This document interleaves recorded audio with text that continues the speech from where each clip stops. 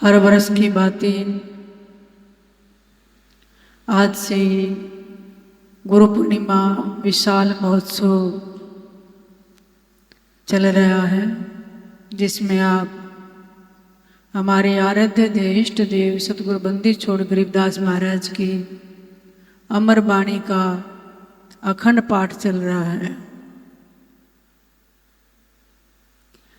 और अभी माताओं के द्वारा आप सुरीले शब्दों में कीर्तन श्रवण कर रहे थे। गुरु का स्थान सर्वश्रेष्ठ माना गया है। कबीर साहब तो फरमाते हैं, कबीर सात दीप नौ खंड में गुरु से बड़ा न कोई, करता करे ना कर सके पर गुरु करे सो हो। सात दीप नौ खंड में गुरु से बढ़कर किसी का पद नहीं माना गया है। देवताओं के पद भी गुरु से नीचे माने गए हैं। कहते हैं परमात्मा जो करता है वो तो ठीक है, लेकिन गुरु की मर्जी कुछ और है। गुरु जो चाहे वो कर सकते हैं। इसलिए जीवन में गुरु क्यों जरूरी है। सुंदरदास जी बड़ा सुंदर पद व्याख्यान करते हैं। गुरु बिन ज्ञान नहीं, गुरु बिन ध्यान नहीं, गुरु बिन आत्म विचार ना लेते हैं। गुरु बिन नेम नहीं, गुरु बिन प्रेम नहीं, गुरु बिन शील संतोष ना लेते हैं। कहते हैं गुरु की सबसे पहली आज्ञा क्या होती है। गुरु की सबसे पहली आज्ञा है गुरु के सिद्धांत, बताए हुए सिद्धांतों पर चलना। जो हमें नियम अनुशासन संयम जीवन में दिया है उसको धारण करना। तो कहते हैं गुरु बिन ज्ञान नहीं, गुरु बिन ध्यान नहीं। आप कितनी किताबें पढ़ लें, जानकारी मिल सकती है, लेकिन गुरु के बिना आत्मज्ञान नहीं हो सकता। गुरु बिना ध्यान नहीं कर सकते। आप कितने जगत के विचार वह पोह हमारे चित्त के अंदर दौड़ते रहते हैं, लेकिन जब तक जीवन में गुरु नहीं है तो हम ध्यान नहीं कर सकते। गुरु बिना आत्म विचार ना लेते हैं। विचार तो बहुत आते हैं हमें, लेकिन शुद्ध विचार शुभ विचार ये गुरु के बिना नहीं आ सकते। गुरु बिना जीवन में नियम नहीं, कोई नियम नहीं बनता है। कब उठना है, कब सोना है, क्या नित्य नियम करना है। गुरु के बिना परमात्मा के प्रति प्रेम नहीं जग सकता। जीवन में शील नहीं आ सकता, संतोष नहीं आ सकता। तो ये सारे गुण धर्म गुरु के जीवन में आने से आते हैं। गुरु बिन आस नहीं, गुरु बुद्धि का विनाश नहीं, भ्रम का विनाश नहीं, संशय रहते हैं। गुरु बिन बाट नहीं, कोड़ी बिन हाट नहीं, सुंदर कहते लोक भेद हो कहते हैं। कहते हैं गुरु बिना परमात्मा को पाने की आशा नहीं जगती और परमात्मा के प्रति विश्वास नहीं जगता। उससे पहले छोटी सी जीवन में परिस्थिति आ जाए हम विश्वास तोड़ देते हैं, आशा छोड़ देते हैं। लेकिन जब गुरु मिलते हैं तो जीवन में समझ भी आती, जो होता है अच्छे के लिए होता है। फिर कहते हैं गुरु भ्रम का विनाश नहीं, संशय रहता है। संशय आत्मा विनश्यति। गुरु बिना संशय दूर नहीं होता, भ्रम दूर नहीं होता। गुरु बिना परमात्मा की बाट नहीं मिलती। तो कहते हैं तीनों लोकों में इसलिए गुरु का स्थान सबसे ऊंचा माना गया है। एक छोटा सा प्रसंग है, सन 1759 की घटना है, जब बाबा गरीबदास जी महाराज के उपदेशों से असंख्य जीव लाभान्वित हो रहे थे। अनेक स्टेटों में सतगुरु के शिष्य बन चुके थे। पंजाब प्रांत में भी शिष्य थे। उस समय हरियाणा पंजाब एक था। बाबा मिहिरदास जी थे, वो भ्रमण करने के लिए पंजाब में गए। एक बासियरक गांव है सुनाम के पास में, लुधियाना साइड में। वहां पर एक गांव में ठहरे पेड़ के नीचे तालाब किनारे सुबह उठे, नित्य नियम किया, सोच स्नान आदि से निवृत्त होकर और सदगुरु जी की वाणी ब्रह्म वेदी का उच्चारण करने लगे। क्या? ज्ञान सागर अति उजागर निर्विकार निर्विषम। सदगुरु जी की वाणी का जब उच्चारण कर रहे थे, उसी रास्ते से एक रामराय जी नाम के गांव के प्रधान चौधरी भ्रमण करने के लिए निकले। अमृतमय वाणी को सुनकर वो उस बाबा के पास गए, प्रणाम करके बैठ गए।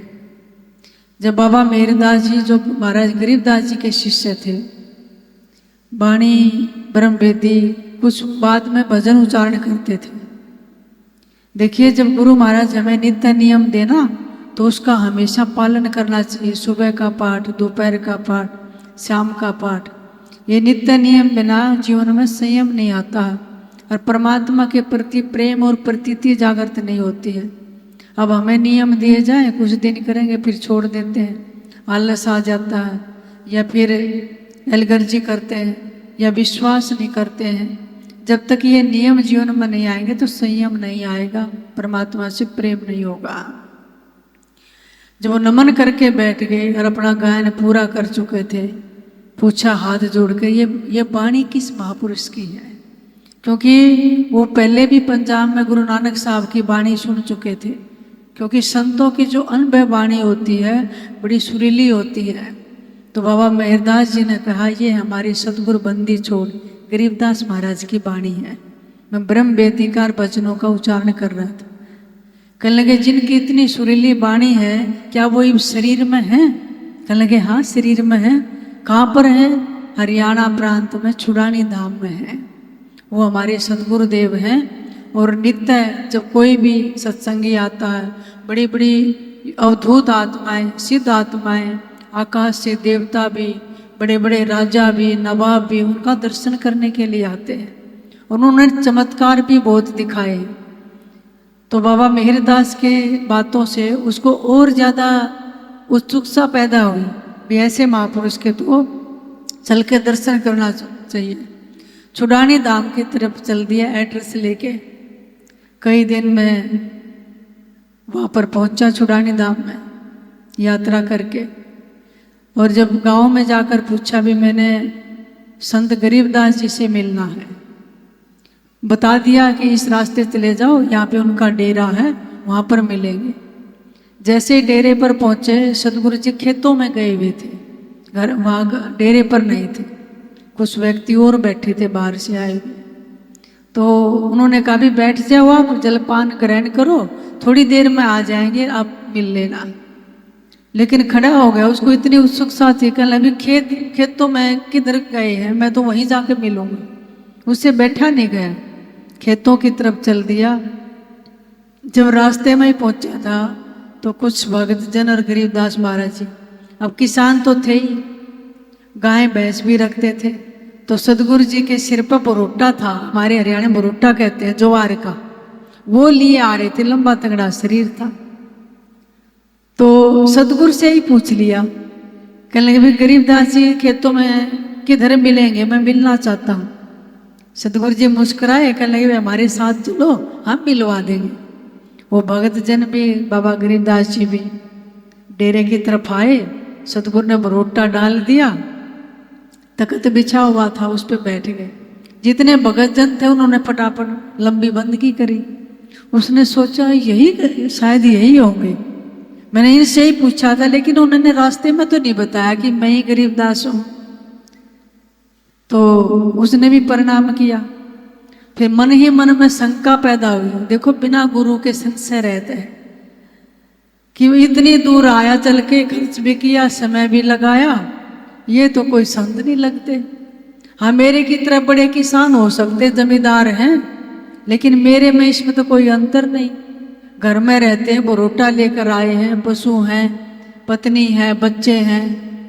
लेकिन सतगुरु गरीबदास जी उनके अंतःकरण की सब पढ़ रहे थे, इसके अंदर क्या चल रहा है। तो सतगुरु जी कहने भी बैठ जाओ। वो बैठ गए, लेकिन मन ही मन पछतावा कर रहे हैं। थोड़ी देर में सतगुरु जी ने सब भक्तों को तो इधर उधर कर दिया, उठा दिया, भी आप अपनी सेवा में लग जाओ। वो बैठा रह गया। पटड़ा डाल के सतगुरु जी स्नान करने लग गए। पानी रख दिया माता जी ने, मोहनी देवी ने। स्नान करके और धोती बांध रहे थे। धोती बांधते हैं ना, तो एक लड़की ऐसे गोल गोल करके लड़सा और पीछे से घुमा के लाते हैं, ऐसे गांठ बांधते हैं, बेल्ट टाइप धोती की। तो सतगुरु जी कहने लगे, भाई मेरी उंगली में खेतों में चोट लग गई ज्वार काटते समय, इस धोती का अड़बंद लगा दे, गांठ मार दे।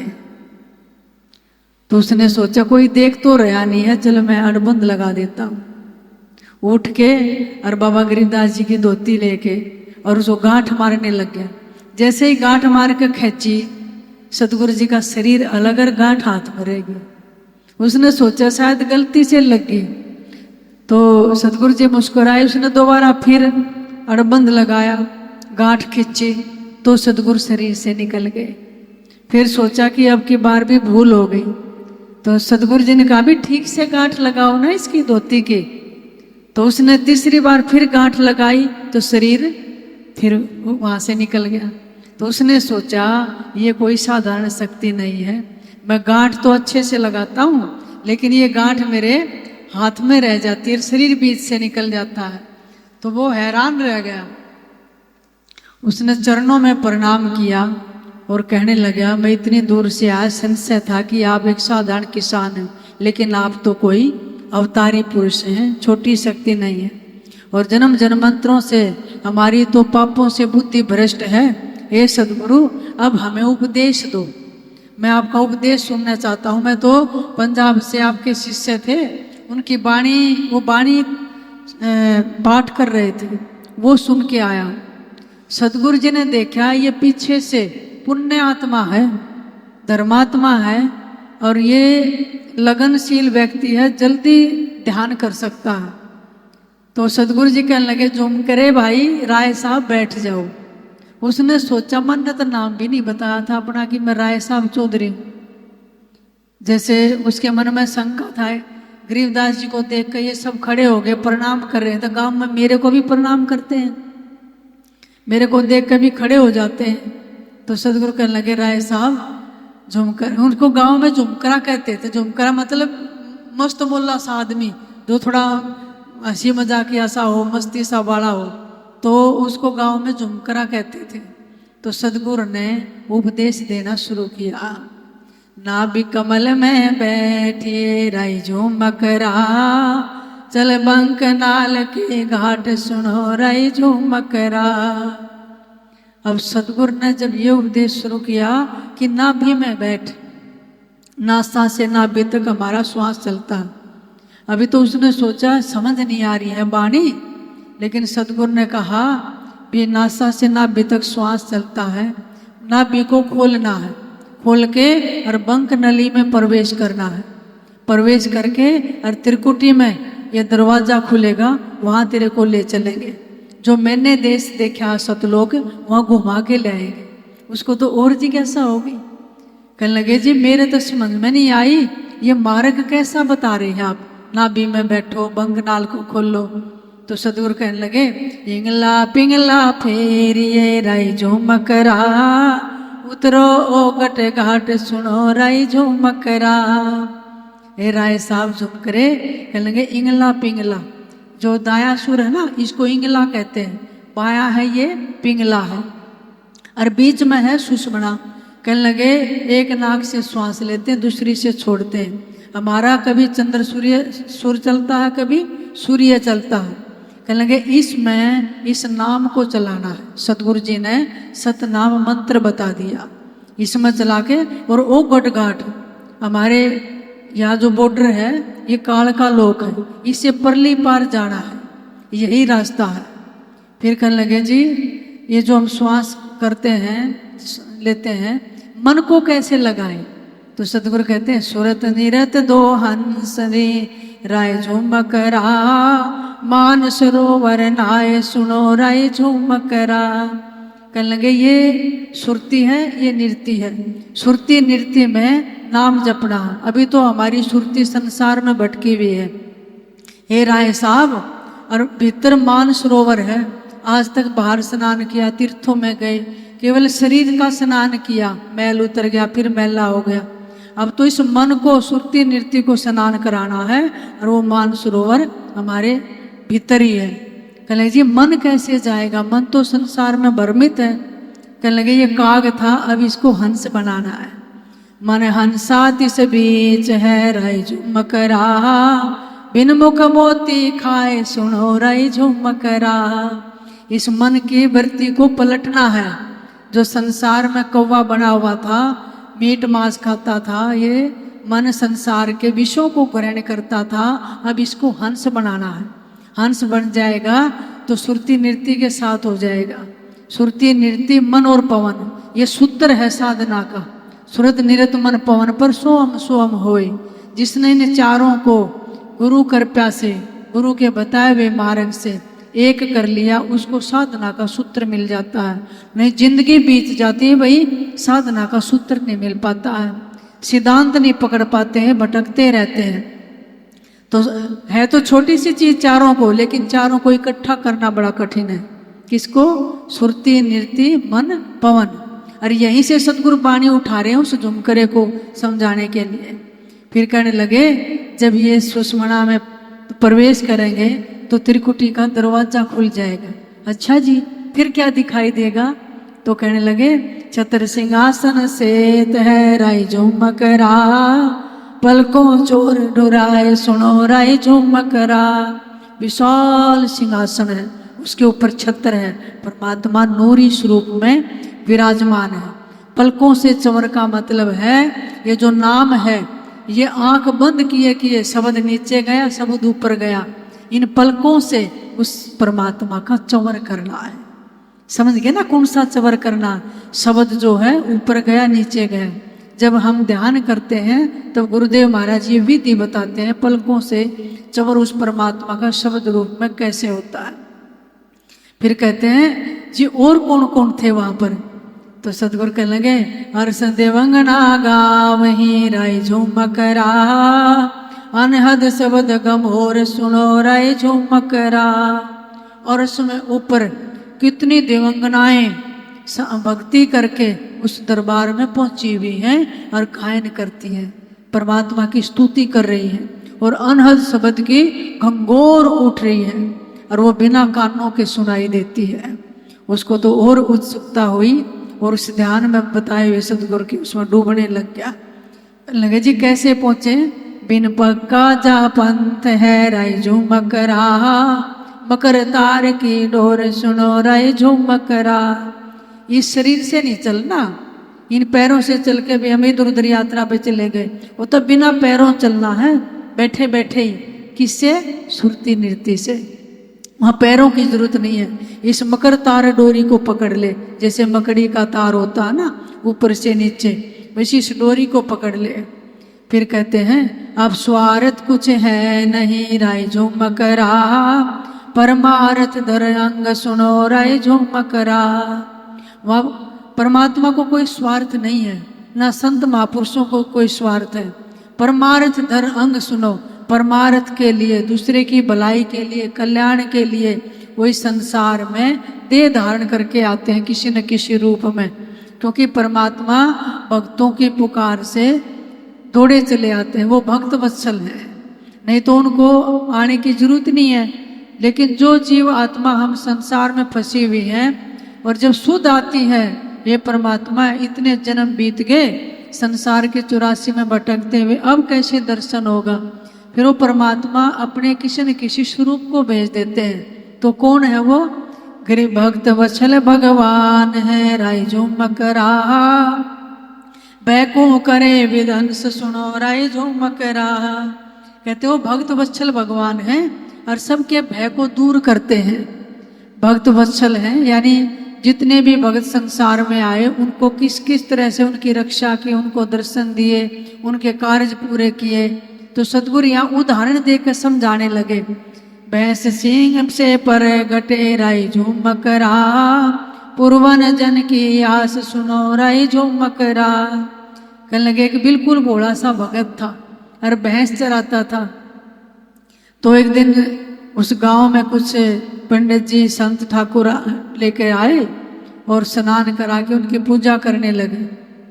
तो उनको निवेद्य धूप दीप भोग लगा रहे हैं। उस भोले से किसान ने कहा जो भैंस चराता था, मेरे को भी एक ठाकुर दे दो, मैं भी पूजा किया करूँगा। अब उन्होंने सोचा संतों ने, अब इसको कहाँ विधि विधान का पता, अनपढ़ है बेचारा, ना कोई मंत्र आते हैं, ना कोई विधि आती है, ना शास्त्र पढ़े हैं। उन्होंने कहा भी मेरे को तो जरूर दे दो। उन्होंने क्या किया, खेतों में किसी भैंस का टूटा हुआ सींग पड़ा था, अरे कपड़े में लपेट के और उसको दे दिया। ने बोले ये तेरा ठाकुर है। कहने जी पूजा कैसे करूं? कहने लगे विधि विधान का तो पता नहीं, भोग लगा के खाया कर। कहने लगे ठीक है जी। वो किसान रोजाना उसने कपड़े में लपेट छाती के लाई रखे। उन्होंने मेरा भीतर क्या लपेट के दे रखा, भैंस का सींग जो टूटा पड़ा था ना। अब कभी कभी भैंस आपस में लड़ती है तो सींग तोड़ देती है, वो टूटा पड़ा था तो कपड़े में लपेट के दे दिया, छाती से लगाई रखकर सो जब भी साथ रख, ये मेरे ठाकुर हैं। और जब घर से रोटी मिलती तो सबसे पहले भोग लगाता है, प्रभु आप भोग खा लो। उन्होंने सोची सच में खाते हैं, नहीं खाया। कहने लगे प्रभु मैंने कोई मंत्र तो आते नहीं, ना कोई विधि विधान आते, आप नहीं खाओगे तो मैं भी नहीं खाऊंगा, भूखा रहूंगा। कई दिन बीत गए, फिर कहने लगे इससे तो अच्छा मरना ही भला है। आप तो रूठ गए मेरे ठाकुर। था वो भैंस का सींग, अनु जमीन को साफ करे, अच्छा सा पत्थर कपड़ा बछावा, रोज उस पर धरर भोग लगा दे, लेकिन भैंस का सींग तो रोटी ना खावे। तो एक दिन इतनी लगन लगी, कहने भी मैं तो आज मरूंगा, हाथ में कोई हथियार लेके, और फिर कहने लगे यार अपने पेट में मारूंगा। जैसे ही मारने लगा परमात्मा प्रकट हो गए भैंस के सींग में। पूर्वन जन की आस, एक जन्म की भक्ति नहीं थी, पिछले जन्मों से भक्ति करता आ रहा था, नहीं तो इतनी जल्दी परमात्मा प्रकट नहीं होते हैं। और हृदय उसका बिल्कुल स्वस्थ था, तो परमात्मा प्रकट हो गए भैंस के सींग में, और उसकी रोटी खा ली। और भगत से कहने तू भी खा ले। अब कहने लगे प्रभु कई दिन हो गए, आप भी भूखे मरे, मैं भी भूखा मारा, है ना। अगर यूं था तो जल्दी क्यों नहीं प्रकट हुए? जब भी वो चाहता परमात्मा उसके आगे प्रकट होने लगे। तो राय साहब को समझा रहे सतगुरु कि भगत वत्सल हैं, कैसे कैसे रूप लेकर आए। प्रहलाद खम्ब से बांधिया राय झुमक रहा, हरना कुश दे त्रास सुनो राय झुमक रहा। नरसंग होकर उतरे राय झुमक रहा, किया असुर का नाश सुनो राय झुमक रहा।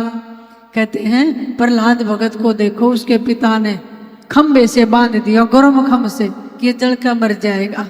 उसमें भी चींटी बन के चलने लगे, बच गए ना। अब फिर कहने लगे कहाँ है तेरा परमात्मा? पिताजी परमात्मा कहाँ नहीं है। खम्बे में मारी गदा तो नरसिंह भगवान प्रकट हो गए, और फिर किया असुर का नाश। देली पे बैठ के और हिरण्यकश्यप की आंत काटी। ना दिन था ना रात थी, ना ऊपर ना नीचे, ना मनुष्य ना पशु, ऐसा रूप लेकर आए, ना अस्त्र से ना शस्त्र से, नाखूनों से उसका पेट फाड़ के उसका नाश कर दिया। तो सतगुरु कथा सुना रहे हैं। कथा क्यों सुना रहे हैं? ताकि राय साहब झुमकरे को भी लगन जगे भक्ति की, कि परमात्मा ने कैसे कैसे कार्य किए। गजगराओ भारिया राय झुमकरा, द्रौपदी चीर बढ़ाए सुनो राय झुमकरा। कहने भी 2 गजगरा थे पिछले जन्मों के तपस्वी, और उन्होंने ये था कि मैं बड़ा हूँ या छोटा हूँ। उन्होंने एक मतंग ऋषि का मजाक कर दिया, और उनके श्राप से गजगरा बन गए। एक गरा बन के जल में पड़े, एक हाथी है।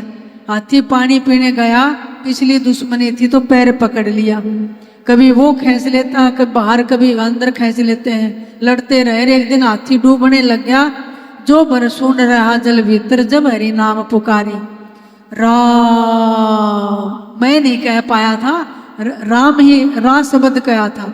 इतने में परमात्मा गुरुड़ पर सवार होकर आए, चक्कर से गरा का शीश काट दिया। देखो गज से पहले गरा का उद्धार किया। क्यों? जो भगवान के भक्तों के संतों के चरण पकड़ लेता, भगवान उसका भी उद्धार करता है। हाथी का चरण पकड़ा था तो गरा का भी उद्धार हो गया।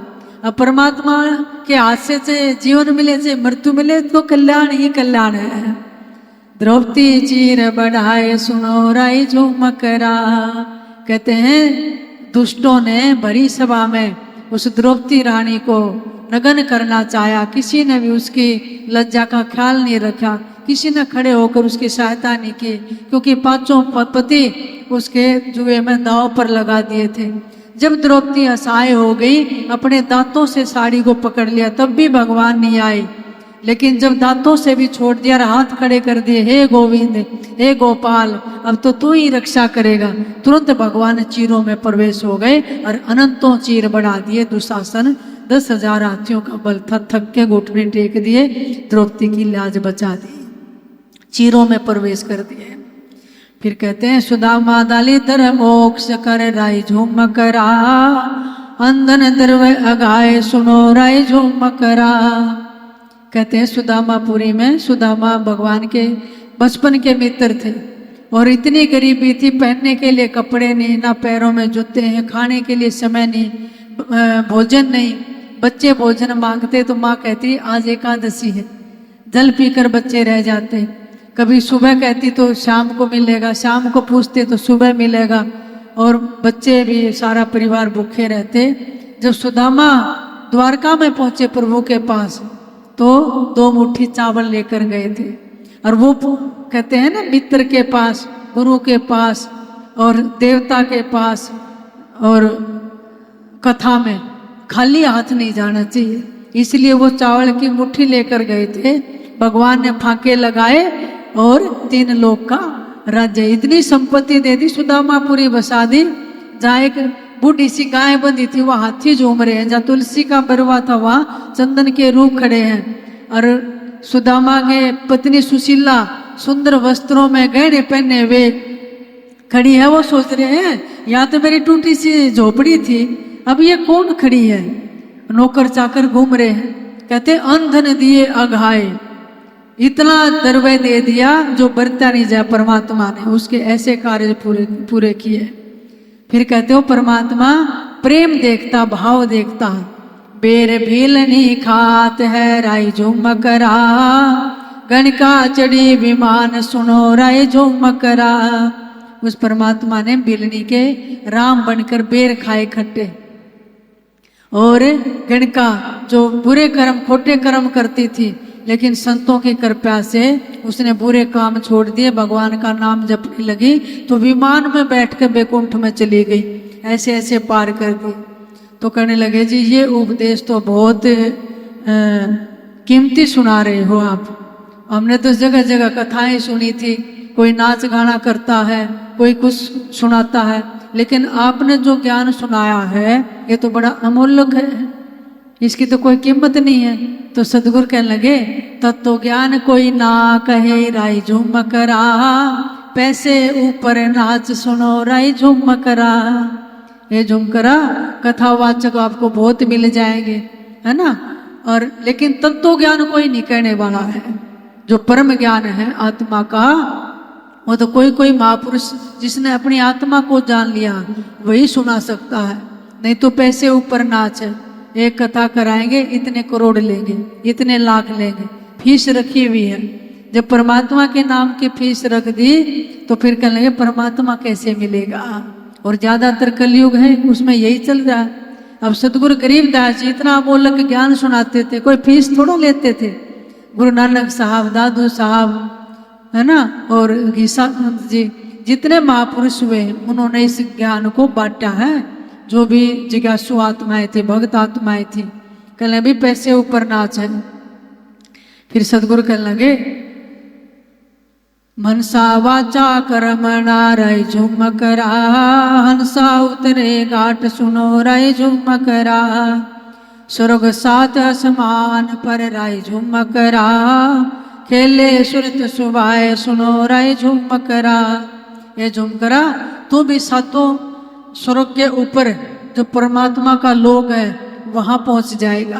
कहने जी कौन कौन पहुंचे हैं, कितने पहुंच गए हैं। कहने लगे करोड़ों में नहीं, अरबों में कोई वो एक मिलेगा जो ज्ञान को कहेगा और इस पर चलेगा। तो सदगुरु कहते हैं कोटो मध्य को नहीं राय झुमकरा, अरबों में कोई एक सुनो राय झुमकरा। कहने लगे करोड़ों में नहीं, कोटों में नहीं, करोड़ों में नहीं, अरबों में कोई एक आध मिलेगा जो इस मार्ग पर चल के गया है, परमात्मा को पाया है। राय झुमकरा को साधना का मार्ग बताया, आया था अपना संशय दूर कर, सतगुरु ने करक कर दिया और उसके नाम से ही ये झुमकरा जो है ये वाणी बोली। और बाबा गोपाल दास जी थे वो लिखते थे और झुमकरा कुछ दिन वहाँ सेवा में रहा और घट खुलवा के गया 10वां द्वार और फिर जाके सतगुरु की वाणी का उपदेश किया। इसलिए तो कहते हैं गुरु मानस कर जानते ते नर कहिए अंधे, माँ दुखी संसार में आगे जम के फंदे। अपने गुरु में परमात्मा बुद्धि रखे।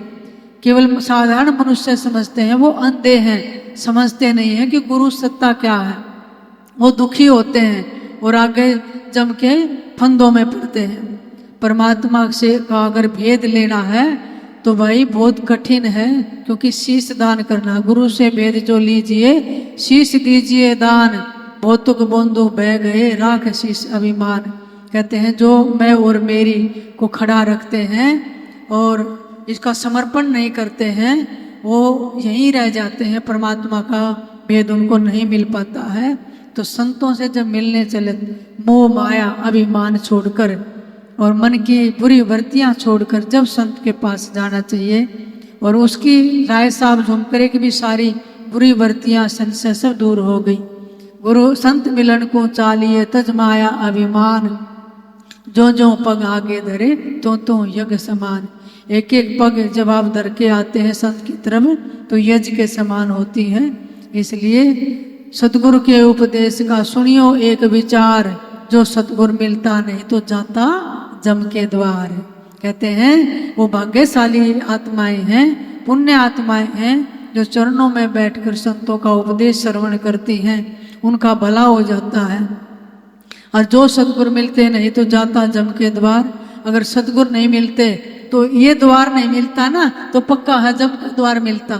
ये भी ये पक्का ला लो, ये द्वार मिल गया तो जम के द्वार पर हम नहीं जाएंगे। क्यों? क्योंकि हम सतगुरु के हो गए हैं। अब हमारी बाह सतगुरु ने पकड़ ली है और हम सतगुरु के धाम में जाएंगे। इसलिए ये द्वारा सबसे ऊंचा है, गुरु का पद सबसे ऊंचा है। तो आपने शांति से बैठकर सत्संग श्रवण किया। अभी मैं एक छोटा सा भजन बोलूंगी, साथ साथ बोलना। सतगुरु सुन ले मेरी पुकार, मैं आया तेरे दरबारे। हो सतगुरु सुन ले मेरी पुकार, मैं आया तेरे द्वारे। मैंने ढूंढा सारा जमाना, पाया ना अटल ठिकाना। मैंने ढूंढा सारा जमाना, पाया ना अटल ठिकाना। सतगुरु सुन ढूंढ गया हार, मैं आया तेरे द्वारे। हो सतगुरु ढूंढ गया हार, मैं आया तेरे द्वार। सतगुरु सुन ले मेरी पुकार, मैं आया तेरे द्वार। ये जगत मुसाफिर खाना, मेरा छूटे ना आना जाना। ये जगत मुसाफिर खाना, मेरा छूटे ना आना जाना। सतगुरु में तो मूढ़ गवार, मेरा आया तेरे द्वार। सतगुरु में तो मूढ़ गवार, मैं आया तेरे द्वार। हो सतगुरु सुन ले मेरी पुकार, मैं आया तेरे। विश्व ने मुझे सताया, मैं आशा करके आया। विषयों ने मुझे सताया, मैं आशा करके आया। सतगुरु सतपुरुष निराधार, मैं आया तेरे द्वार हो। सतगुरु सतपुरुष निराधार, मैं आया तेरे द्वार हो। सतगुरु सुन ले मेरी पुकार, मैं आया तेरे द्वार हो। साहिब सुन ले मेरी पुकार, मैं आया तेरे द्वार। सतगुरु बंदी छोड़ रखवाले, मेरी नैया तेरे हवाले।